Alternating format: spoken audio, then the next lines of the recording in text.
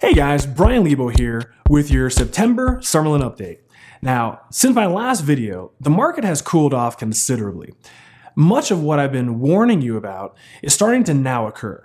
So today, I'm going to break down the analytics and then put it all back together for you to actually see the big picture. Okay, first, let's talk about sales. Last month, we sold 144 homes in Summerlin. Now, last year, August was the single largest month for sales. Back in 2012, August was actually the second highest month for sales. Now, having said that, last year, we sold 201 homes versus only 144 this year. So, simply put, Summerlin sales last month were down a whopping 28%. Digest that for a moment. Sales were down 28%. Okay, on the bright side, however, let's check out what our current inventory looks like.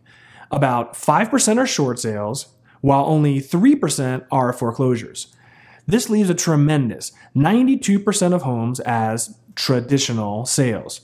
Now, compared to 83% in the rest of the valley, Summerlin looks pretty stable. Now, the last metric that I want to show you is in regards to inventory levels. As you can see now on the screen, back in May, we only had 391 homes for sale. But since July, our inventory has begun to rise substantially. In only 2 months, our inventory has risen 15%. This is not a good trend. So what does all this mean? Well, overall, the market has officially plateaued with regards to price. Do not expect your home to go up from here. If you're lucky, prices will simply remain flat from here on out. Now, some neighborhoods are already taking it on the chin and are seeing price reduction after price reduction. The good news is that the market is still performing quite well, and I believe that right now is actually a pretty fair balance for both sellers and buyers. The problem we're facing right now is that the media and sellers are living in last year's world. Most sellers still think that they can magically sell their home for thousands more than the last guy just paid. This just isn't happening anymore, especially in Summerlin. At least a third of the homes on the market simply can't be bought because they're so absurdly overpriced that buyers and their realtors don't feel it's even worth opening negotiations.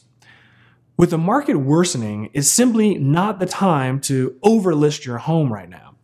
Now, last year, buyers were still motivated, scared, and desperate. We saw a ton of homes sell immediately for just absurd prices.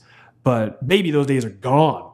If your home isn't under contract within 30 days right now, it's simply overpriced. Holding out for the right buyer is a terrible strategy.